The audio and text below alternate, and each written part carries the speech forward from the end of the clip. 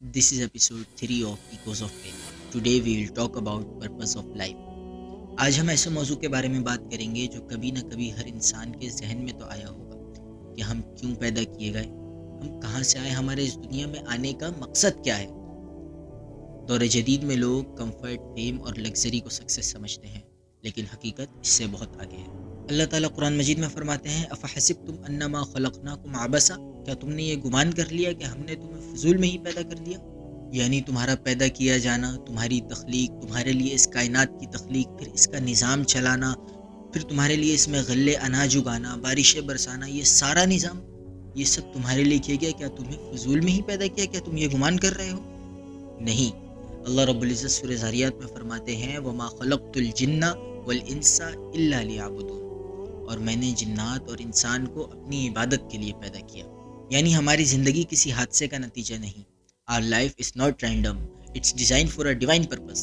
अब चाहे दुनियावी दौड़ और मसरूफियात जितना भी असल मकसद ज़िंदगी को छुपा लें, लेकिन ये आयत वाज़े करके हमें बताती है कि हम बंदगी के लिए पैदा किए गए। हदीस शरीफ में आता है, दुनिया सिजनुल मुमिन व जन्नतुल काफिर, दुनिया मोमिन के लिए कैद खाना और काफिर के लिए जन्नत है।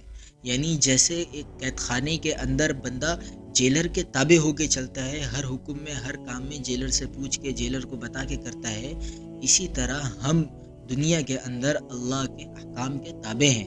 हमने अपने हर काम के अंदर, हर मामले के अंदर अल्लाह के हुक्म को देखना है।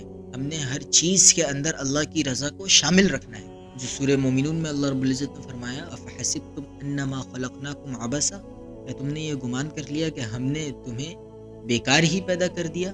बिल्कुल नहीं। We were never created without meaning. Our life matters. अब जब हमारी लाइफ मैटर करती है, हमारी लाइफ का पर्पस है, हम वर्शिप के लिए पैदा किए गए, तो अल्लाह रब्बुल इज़्ज़त ने यकीनन हमारे लिए एक लाइफ प्लान भी बनाया होगा। वो लाइफ प्लान हम देखें तो सूरह असर में अल्लाह रब्बुल इज़्ज़त ज़माने की कसम खा के फरमा रहे हैं, वल असर इन्नल इंसान लफी खुस्र, बेशक इंसान खसारे में है। फिर इससे अगली आयत में अल्लाह रब्बुल इज़्ज़त मुकम्मल ज़िंदगी गुजारने का एक प्लान बता रहे हैं। ज़िंदगी गुजारने का पहला स्टेप क्या है? इल्लल्लज़ीना आमनू, सिवाय वो लोग जो ईमान लाए। ईमान कैसे लाना है? कुल आमनतु बिल्लाहि फस्तकिम, कहो मैं ईमान लाया, फस्तकिम, और उस पर मजबूत हो जाओ, मजबूती से ईमान को थाम लो। वअमिलुस सालिहात, और वो लोग जिन्होंने नेक अमाल किए। नेक अमाल क्या है? सिर्फ नमाज पढ़ना नेक अमाल नहीं, सिर्फ सदका देना नेक अमल नहीं, सिर्फ उम्रा कर लेना, हज कर लेना, रोज़ा रख लेना, ये नेक अमल नहीं, बल्कि 24 घंटे की ज़िंदगी में अल्लाह के हुक्म को और रसूलुल्लाह सल्लल्लाहु अलैहि वसल्लम के तरीक़े को देख कर चलना, ये नेकी है। वतवासौ बिल हक़, और हक़ की तलकीन करी, खुद भी हक़ पे चले और लोगों को भी हक़ पे चलने की दावत दी। वतवासौ बिस्सब्र, और सब्र की तलकीन करी, यानी खुद भी सब्र किया और लोगों को भी सब्र की तलकीन करी। ये एक मुकम्मल लाइफ प्लान, एक बहुत सादा और सिंपल सा और आसान सा लाइफ प्लान अल्लाह रब्बुल इज़्ज़त ने हमें बना के दे दिया। हदीस में अल्लाह के रसूल सल्लल्लाहु अलैहि वसल्लम फरमाते हैं, क़द अफ़लह मन अस्लमा, ये भी एक सादा सा लाइफ प्लान है। क़द अफ़लह मन अस्लमा, बतहक़ीक़ कामयाब हुआ वो शख्स जो ईमान लाया। मन अस्लमा, जो इस्लाम लाया, जो ईमान लाया। ईमान कैसे लाना है? जैसे पहले बता दिया, कुल आमनतु बिल्लाहि फस्तक़िम, मन अस्लमा वरुज़िक़ कफ़ाफ़न, और उसको बक़दरे किफ़ायत रिज़्क़ मिल गया। वक़न्नअहुल्लाहु बिमा आता, और उसने अल्लाह की दी हुई रोज़ी पर इक्तिफ़ा कर लिया।